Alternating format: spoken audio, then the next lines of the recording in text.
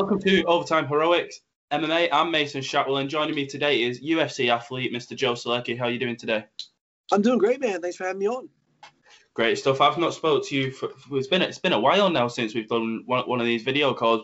Obviously, since the last time we spoke, I think you've had two fights, both against Austin Hubbard and Jim Miller. Before I start, I just want to say congratulations on getting the win on both occasions. Yeah, thank you, man. I appreciate it. Yeah, it was good.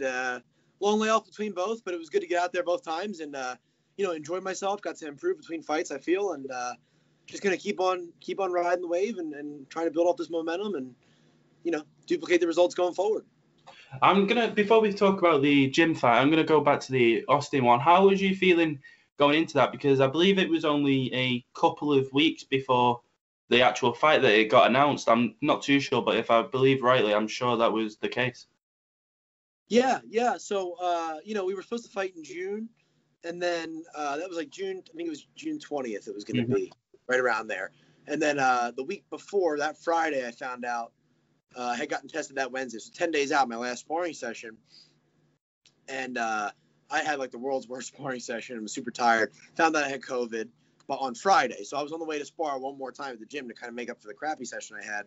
And on the way to the gym, got my results and was like, oh, crap. So I had to pull out of the fight. So I think it was about 6 to 8 weeks later, August 22nd, so about 8 weeks later. So I had been in camp for months and months and months getting ready for something short notice. And both times it was about 15, 16 days notice for both those Hubbard fights. So ended up getting it, finally able to happen the second time around. And I felt really good.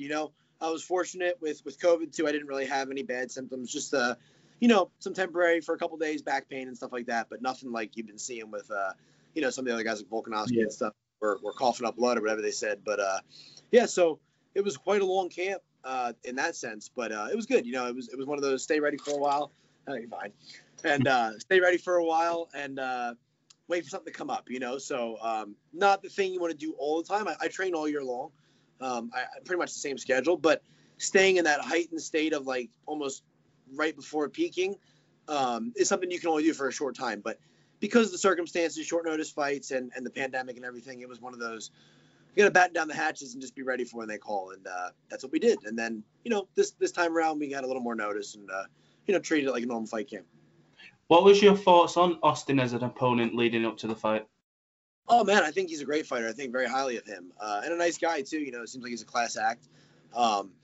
We were just watching him this past weekend pulling for him. My wife and I were watching. I was for multiple reasons. A, he was a nice guy, and B, it's always better if I get a win over someone, I want them to do well. So it looks like I beat somebody that's good. Yeah. But I thought he was a great fighter going into the fight. I was, the first time we were booked, I was super, unaware of him. I had heard the name and I knew he was the LFA champ and stuff, but I hadn't really watched his fights. But I knew he kept a really high output, so it was something that I was kind of trying to keep in mind. Then I watched him fight, Roshkov, and that was a tough one because he had such good ground credentials from the tournaments he had won and stuff like that. Roshkov did. It was almost like a little mind trick because I was like, wow, like I've seen him submit some pretty high level guys in competition. All his fights, he finished guys, and he couldn't get it done. And then he broke him, and that was something that was tough. I know I won't break. I know I'm a tough guy. I know that I have too much to fight for. I don't really have the option to not go back out, like I said, leading up to the fight. But, he put a pace on him that was almost like, oh, wow. And right before we walked out for the fight in the Apex, they play whatever they play on TV. They play on the screen in there. So I had to watch the highlights of him just putting it on Roshkov and, breaking him. And I was like, oh, man, that's not going to happen to me. Like, I can't let that happen. But definitely had a ton of respect for him going into the fight and after the fight, pretty much at this level, other than the few outliers that we all kind of know who they are, that are a little, arrogant. Everyone at the level is pretty nice, pretty respectable guys and respectful guys. And that's one of the nicest things about not being on the regional scene anymore is you don't have to deal with the phony tough guys because everyone in the UFC knows they're tough, so they don't act it. Everybody's real nice. So, ton of respect for him and all my opponents in the UFC so far. Well, you got the win in the first round by rear naked choke. Was that how you envisioned getting the win? No, we really pictured more of what my last fight looked like, really, because these are tough guys to finish. He fought Davi Ramos, he fought Mark Madsen, some high-level pedigree grapplers, and, wasn't in any danger of being finished really ever. I mean, the Davi Ramos took him down with that fight. He took him down with like 20 seconds left and started attacking the neck. But, 20 seconds left, you're not really in danger of being finished. So, no, we pictured, kind of a grind, putting him up against the fence, kind of holding him in bottom, or, keeping him down where he's in the bottom. Got really fortunate, saw an opening, took it, and, got the first round win, which was awesome. Obviously, last time out, you was against the legend of the game in Jim Miller. How did that fight come around? Because obviously, I'm sure a lot of the up-and-coming guys like yourself would love a fight against Jim just to test themselves against a vet. So how did it come about for you getting that fight? Yeah, my manager had called or texted or something of that nature like a week out from the fight that he was going to fight Bobby Green before Bobby Green took it and said, hey, like, what are you thinking? They need somebody to fight Jim Miller. And it was one of those things where my coaches and everything were like, well, we would like just a little bit of time to prepare because, and they were right. They're like, he tends to fade later on in the fight. So we want a couple weeks just to peak. Because I'm always 3 weeks out from being peak shape, I feel like. And they're like, we want to have a peaking process, not just 1 week notice. So if you can get that with even 3 weeks to a month, we would take it, So they ended up not fighting. Bobby Green passed out at weigh-ins. He still needed somebody. My manager called again and was like, hey, I'm going to call Sean Shelby, and I want to suggest this fight. I like this fight for you. And, obviously, okay. He called with it. He said, hey, do you want to do it on this date? We said, absolutely. And that was it, It was one of those things where I had to trust the coaches and my management because when he called and was like, I think this is a great matchup for you. I was like, oh, sounds good. Hung up the phone. I was like, I don't think so at all because it's like fighting a mirror, Good guillotines, good back takes, wants to be on the ground, aggressive on the feet. It's like very similar styles. That's kind of a harder path to victory when two guys are similar than when two guys are opposite. So, but that just shows the level of coaches, management, and they were all confident. And, once it's time to go, I'm going to be confident too, no matter who it is. So I'm going to walk out there and fight like I'm, like I expect to win because I do. I wouldn't sign them out of line if I didn't expect to. Same question is leading up to the Austin fight. Leading up to the Jim fight, what was your thoughts on Jim as an opponent? More the same with Hubbard. He's one of those guys where, again, we're at the highest level right now.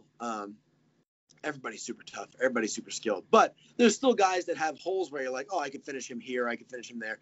He wasn't that guy, and super tough, a grinder, But I've kind of run as being a grinder as well. So it was kind of one of those things like, oh, I'm in another fight where it's two grinders and we're going to see, who can edge the other guy out. And, but I think one thing that I go into every fight thinking that because you have to, fights can get ugly quick, fights can get tough quick. And that's what it was. So, the only thing with him was I grew up watching him. I grew up a big fan of his, one of my favorite fighters. I can say that now. Leading up to it, I had to be like, oh, yeah, I'm a Jim Miller fan.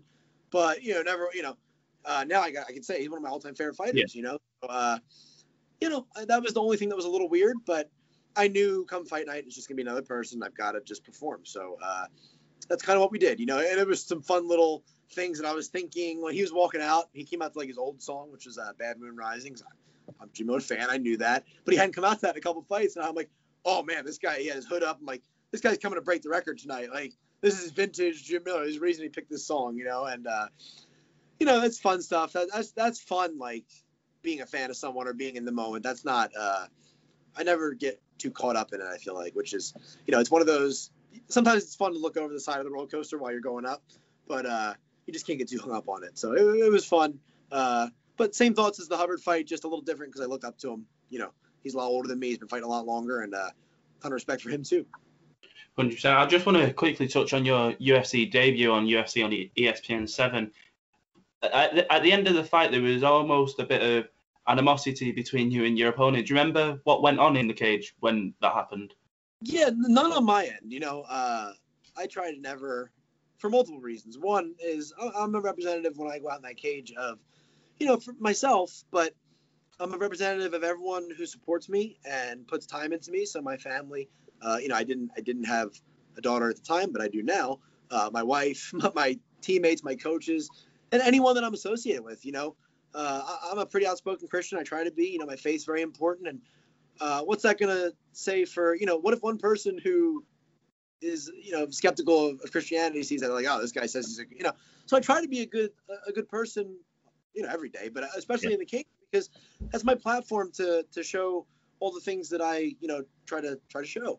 And, but he was talking the whole fight it still is a sport. There's gamesmanship. I get it. He was talking the entire fight, and I kind of have like a little flashback to being the little kid in class when like people kind of pushing you down, being like, "Shut up, kid," And finally, I just got annoyed with like 10 seconds left. The other reason I don't talk trash is because I don't want my opponent getting fired up, and I don't want to fight with animosity. That just tires you out. But most of it because I want to be a good person. But also that. And I was like, well, there's 10 seconds left. I definitely beat him. And he's still not respecting me. This is kind of driving me nuts. So that's when he was like, what are you going to do, Joe? When I was hitting him from the back. I said, put you out of a job. Probably shouldn't have, but I did.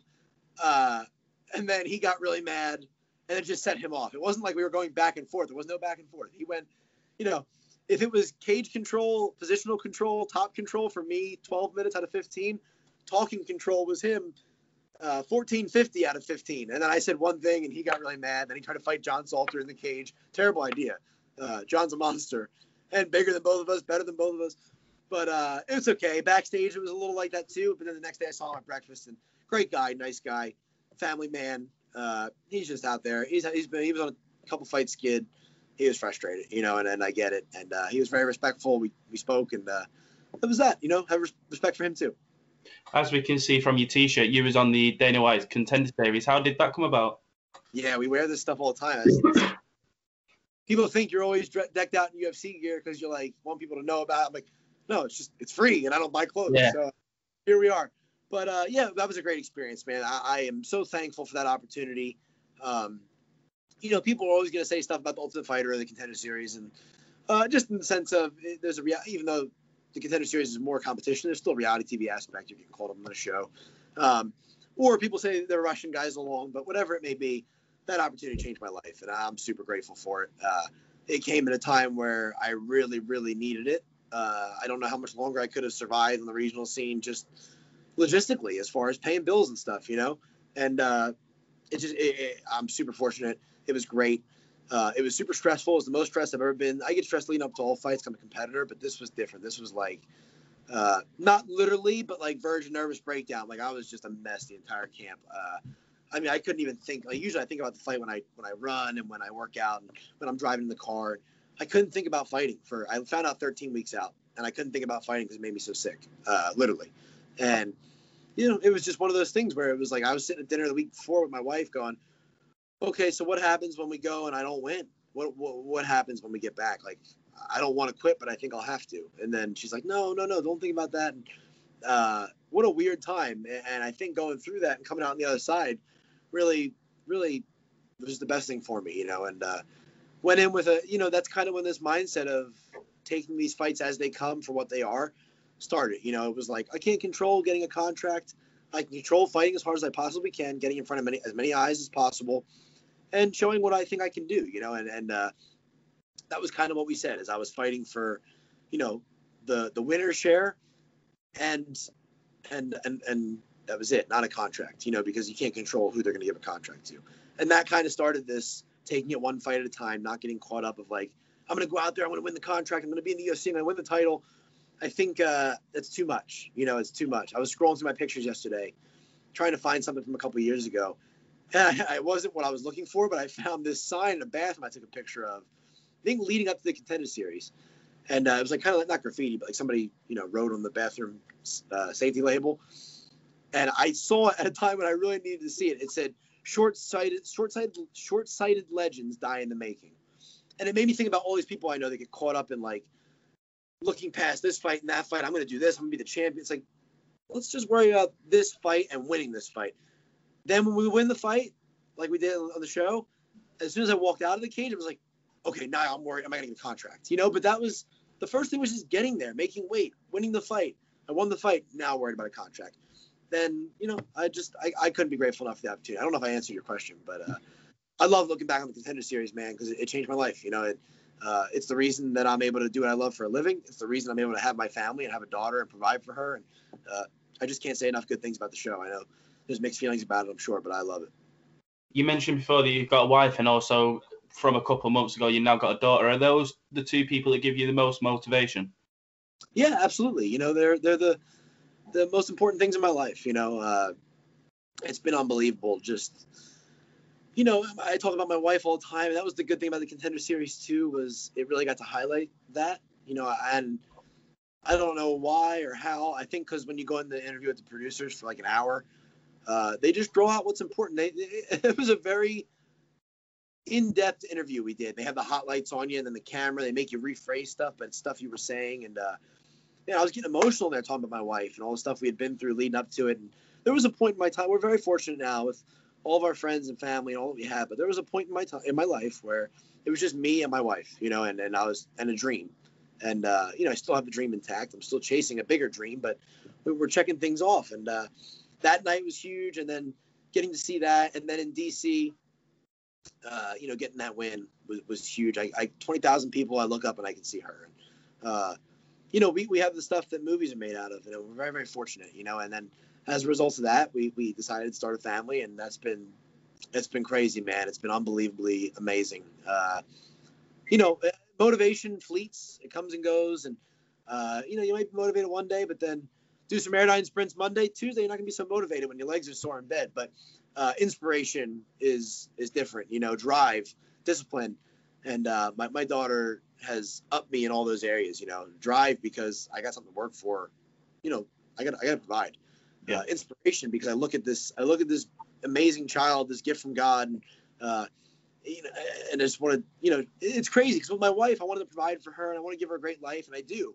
But my wife's a very strong woman. She works hard. She can take care of herself in a sense. This baby's a baby, you know, like this baby needs us. And that's a whole nother kind of inspiration, man. You look at this kid and you're like, I just want everything good for you. I thought when she was, you know, my wife was pregnant, I was like, we're going to bring her to fights and this and that. Like, she's here. And I'm like, man, I don't want you near any of this. Like, I just want you to have the easiest, nicest life.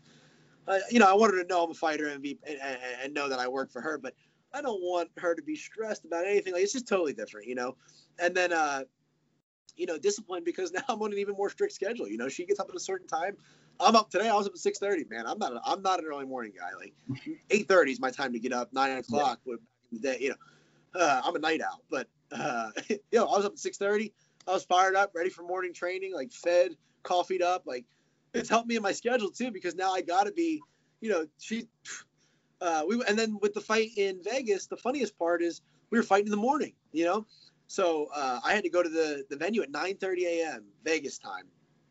And, but I need to do a shakeout before I fight. I can't just go and warm up at the fight. So that means I got to get up, breakfast, coffee, digest, shake out with my coaches, eat, shower, and go to the venue all before 9 o'clock, 9:15.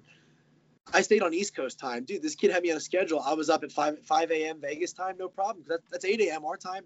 I was like, dude, I slept in. This is great. Like, so she was actually a big part of the camp and didn't realize it. She kept me on this schedule. And, but yeah, it's been unbelievable, man. It's driven me. It's been great. And, you know, that mixed with my coaches. I've had some amazing mentors and coaches. It started with a guy in New Jersey named John Hassett, who if I never met, the only time I regret meeting him is fight day when I'm super nervous. And I'm like, you ruined my life. And then I go out there and get to do what I love and realize that if I never met that guy, I wouldn't be living my dream. I'd be doing something else. But everything I have, you know, is from fighting. You know, my wife, my child, it all came through that. We met through this. And that's all back to meeting him and him giving me the enthusiasm to even want to stay in martial arts. You know, I wasn't much of a competitor, but I just love martial arts. I wanted to be around him, wanted to be around the guys at the gym, and it led to this, you know. And then I got John Salter, Chris Gal, Jeff Jimmo, who I can't talk about enough. And, amazing coaches, man. You lose some along the way, but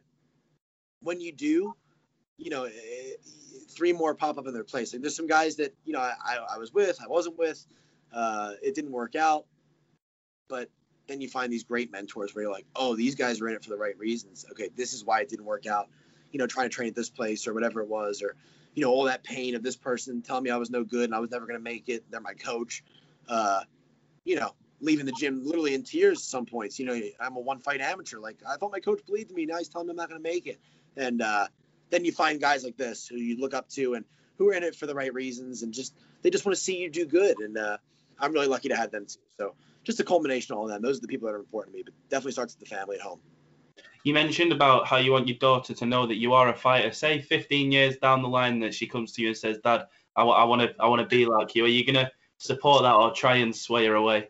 Support my daughter in anything she wants, but that's going to be a tough sell. The whole reason we fight is so that our kids hopefully don't have to, right? That's the whole point, I would think. But, I try to talk everybody out of fighting. I love fighting. I am it's my favorite thing in the world besides being with my family. But that being said, it's a tough route to go. It's very uncertain. It's not easy on your body. You got to be off to want to be a fighter, and the whole point of fighting is to make a nice life for her at home so she's not off, But then again, I had a great life. My parents are fantastic, and look at me. So, but, I really hope she doesn't want to do that. I hope she does something way better than that. I was pretty darn good in school, so maybe she inherited that and she'll pursue that. But I don't know. I'd rather not. I'd rather her just but whatever it is, I'm going to be standing there with a cup of coffee, cheering her on, not yelling. That's the other good thing about being a pro athlete. I don't need to live through my child. I don't need to be in soccer. Kick it, you better score. I'm just going to be like, hey, you did your best. Did you have fun? Awesome. Cool. I'm confident what I did. I don't need to live through you. But whatever she does, I'll be sitting there cheering like crazy and just probably half crying, honestly. You mentioned crazy what that does to you having a kid. You all of a sudden start getting emotional. You mentioned earlier between your last two fights, your past three fights technically, from the fight in December of 2019, it was a long layoff to the Austin fight and then another decent-sized layoff to the gym fight. How often do you want these layoffs to be? Do you want them to be short, or are you preferring having this amount of time to train for another fight? Well, I see the benefit to 8 months. Both of them were, I think, 8 months. That's not a realistic timeline to fight. It was a good benefit, but it's almost like a silver lining. It wasn't something we wanted. I think the first issue between the first fight and then my second fight was two things. The world shut down, so I was told March or April, which I fought in December. That's 4 or 5 months, or 3.5, 4 months. That's perfect time frame. I think 4 to 5 months is perfect, but the world shut down. And then all of a sudden you had 3 cars that everybody's fighting to get on, but they have 600 something guys in the roster. So that, that would have been, but then I was supposed to fight in June. So that would have been 6 months, even with the pandemic. That was pretty good. But I had to pull out. So that's my fault, and I had to keep reminding my wife that she'd be like, I don't know why you're not getting fights. I'm like, well, don't forget, I had to pull out of a fight. So, it was kind of just a weird year. But this last one, I assume, is because the roster's kind of inflated, I think, because, a lot of guys like myself are falling off due to COVID, and they got to sign somebody to a 4-fight deal. They don't just sign you for a one-off. So I think, by doing that, they had quite an inflated roster. Whether guys belonged in the UFC or not, they're getting the call up. They're filling the slot because they needed it, and now, they have more guys. They have to get fights. So I understand that, and I know that there's a pecking order, and I'm probably not tremendously high up on that pecking order, which is okay. It is what it is. That's how it's going to be. If you're not going to be a needle mover and a shaker and be running your mouth and tweeting like crazy or putting out one-punch knockout wins, then you don't get to call the shots, and I'm okay with that. I'm just going to train as hard as I can and be ready to go when I get the call, which is the only thing I can control. Kind of a double question here. 1, when do you want to fight again? And 2, how many fights do you think it'll take till you are in the top 15? Well, I definitely want to fight again mid to late summer. I think would be perfect. I had a couple bumps and bruises from the last fight. Nothing crazy. I'm back in the gym, training full schedule. Everything's the same. John Salter had me doing airdyne sprints yesterday because he's got to get ready for hopefully that title fight. I think he's training like he's going to get it, and like he has it, which is awesome. Which means my cardios have to go up to training for a 25-minute fight too because we do it together. That's going to stink. But yeah, so I think mid to late summer would be fantastic. As for the top 15, I'm not concerned about it. It's cool to be a question. It's really cool. But like I said, short-sighted legends die in the making, and I'm going to stick to that and just worry about whoever they call. I've got no problem being the guy that if they need me to fight guys that are 0-2 in the UFC, picking low-hanging fruit off, I don't care. I'm just happy to be here, happy to be fighting, happy to be trying to stack wins. And if I do that and I fight who they tell me and I perform, good things are going to happen for me in my career. Good things are going to happen for my family. But I'm not tremendous. Obviously, I have aspirations of, in the back of my brain, I want to be a world champion one day, But I can't be in a rush to do things like that, to get to the top 15, to fight for, a world title, any of that stuff. Because when I start worrying about that, you start rushing through the fight instead of fighting, you know. And I've done that. The only reason I can say that, and no, I'm saying it from experience, I did it on the regional scene, you know. CFFC had, I call it the golden ticket to a big promotion, which is their titles. You know, their champions go to big promotions every single time. And I was in a position for the #1 contender fight.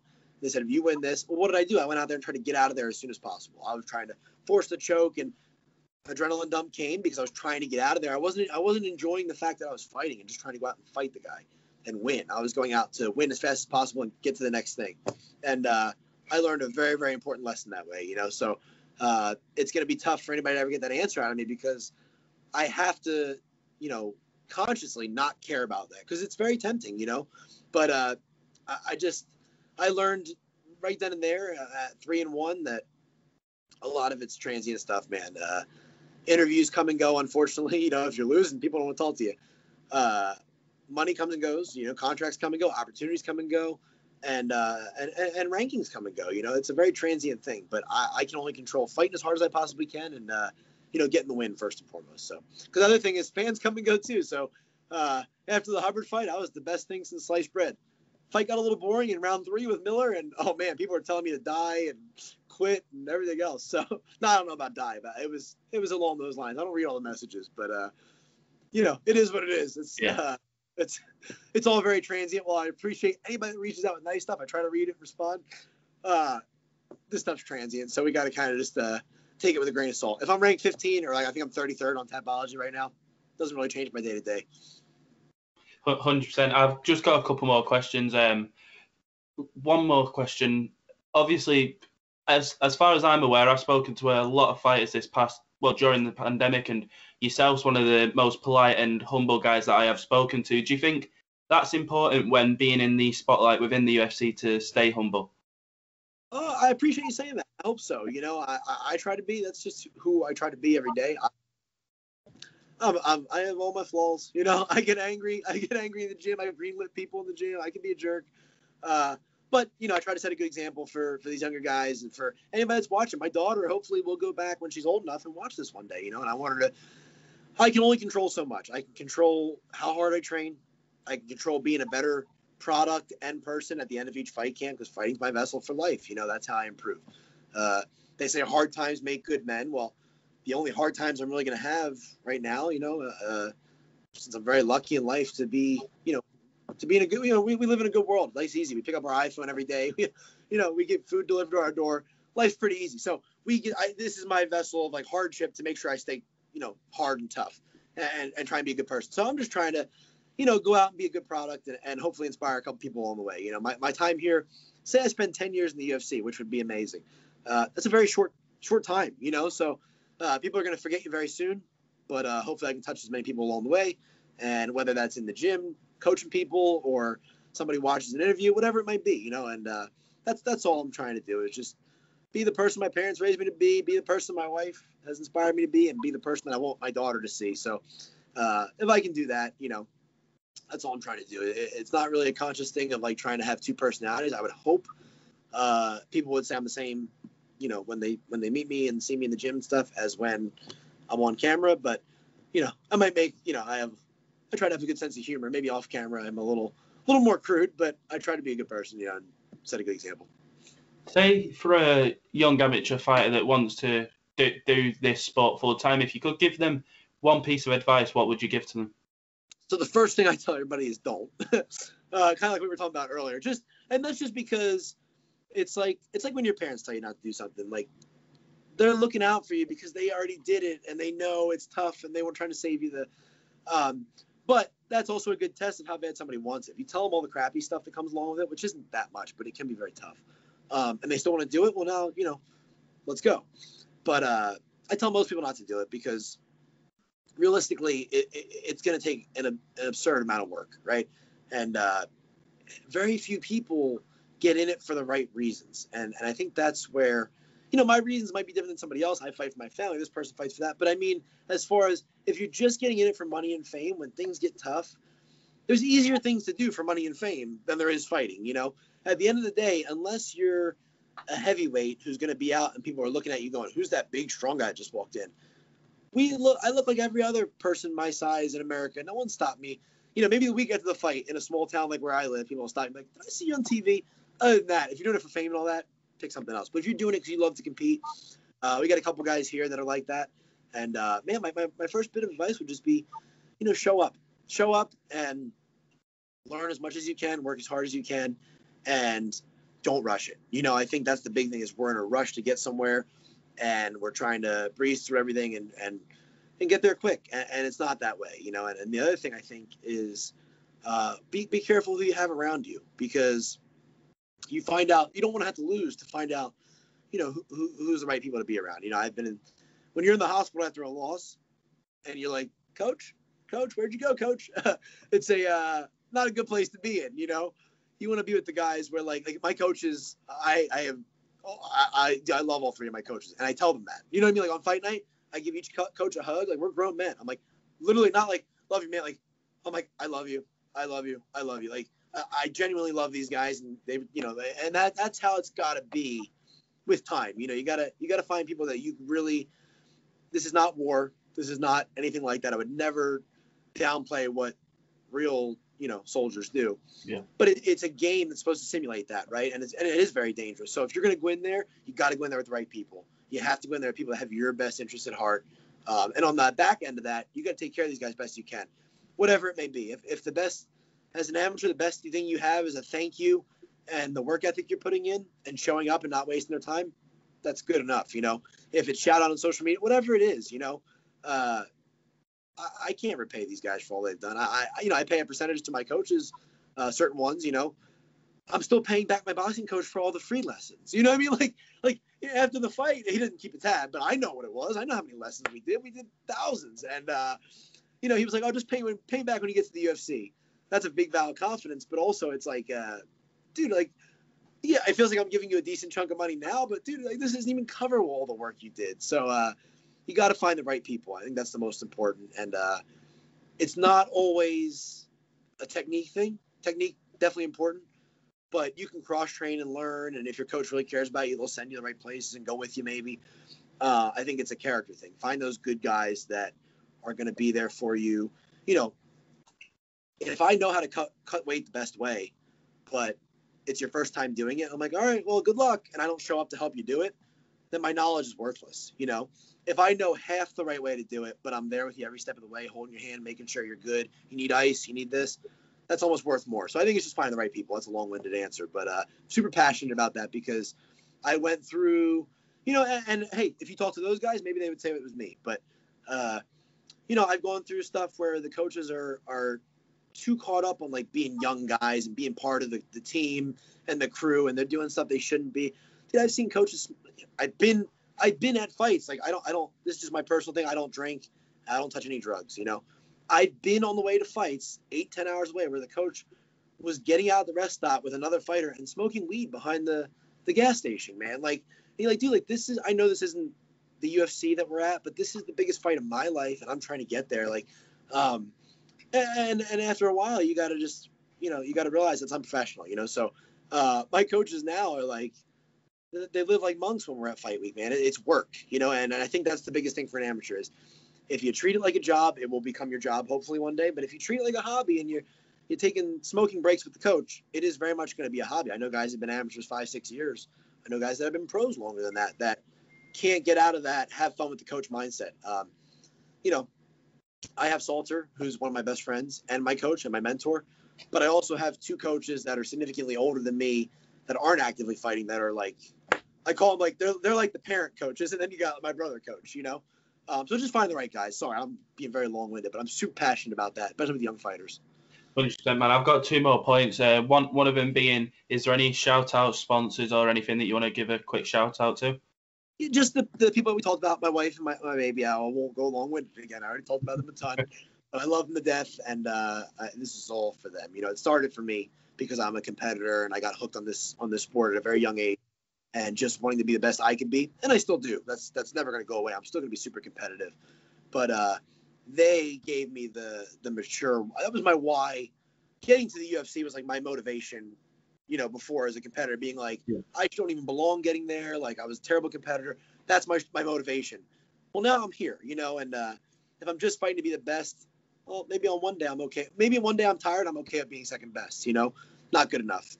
They're my motivation, my inspiration. They're everything. The coaches that we talked about, Chris Goud, John Salter, Jeff Jimmo, but all their gyms. Jimmo in Gastonia, North Carolina has been fantastic. That was the missing piece for us. That made me an MMA fighter. I feel like I was boxing, I was wrestling, I was doing jiu-jitsu, and then all of a sudden I find this genius that can help us merge all the gaps. And all of a sudden I'm kicking and throwing knees and elbows on the feet in fights. So I don't know what's going on, but thankful for him and John Salter, Salty Dog Jiu-Jitsu, man. We got a great thing here on the coast in North Carolina, and it's become like a little hub where people want to come visit and stuff, and it's been great. Fitness Edge MMA, all the guys down there, couldn't do it without them. Cody Jones, Jordan Weeks, Brandon Hyatt, my sparring partners.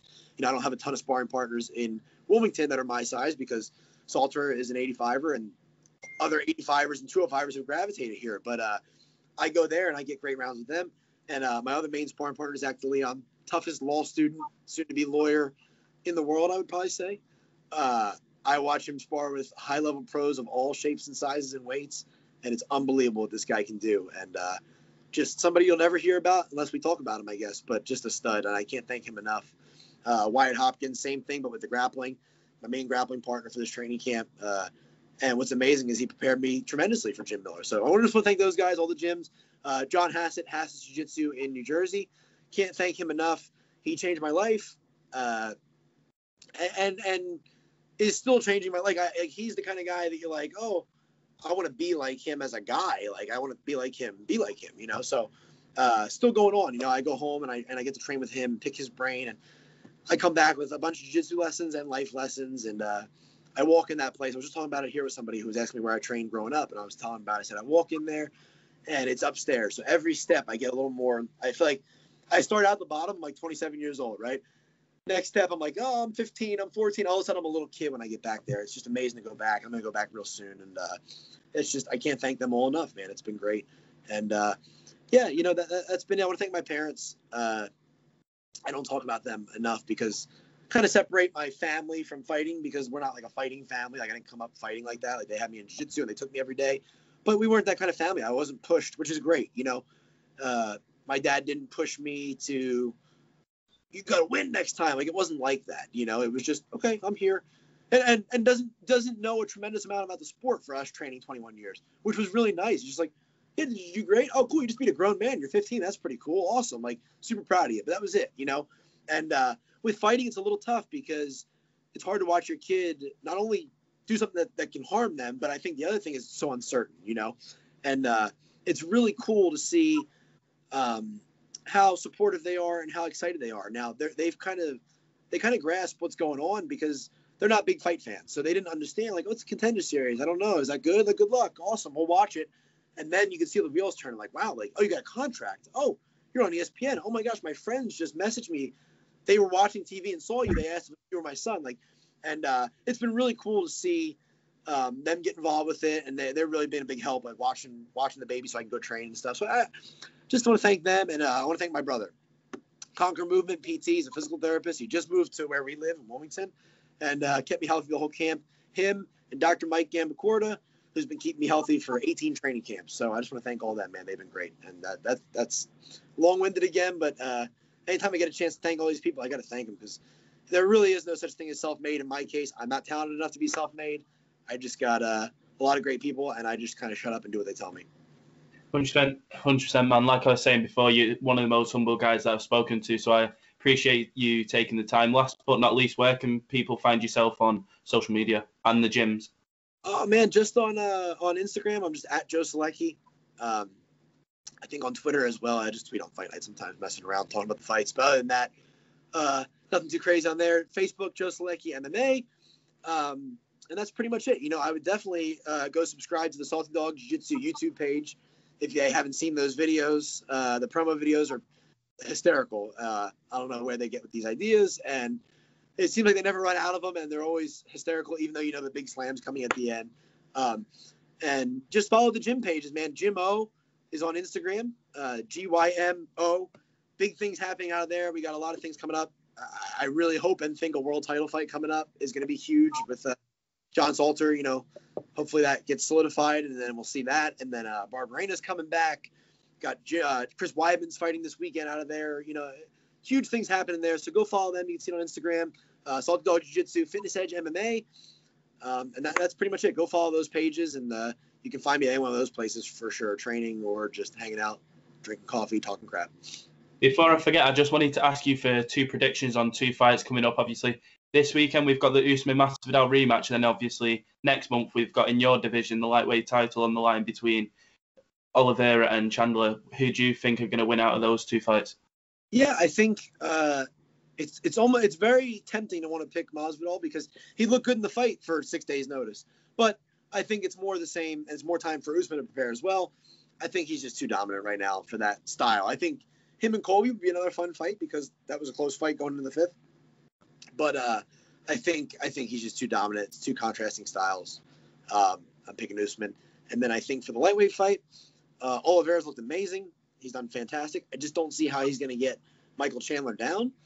And his striking's really, really good, but I don't think he has that power threat that Chandler has. So I think if Chandler wants to keep it up and throw big shots, he will. And I think if he wants to take him down, I think he's good enough on the ground with his wrestling and grappling where he can kind of nullify the bottom game of Oliveira. If Oliveira gets on top of you, like we saw with Ferguson, totally different world. But even with such a great bottom game, a good wrestler can nullify that pretty well. So I got to pick Chandler. Well, I appreciate your time today, Joe, and I can't wait to see you back in the cage. Have a great day, man. Man, thanks so much for having me. It was great talking with you again. Take care. Bye. Bye.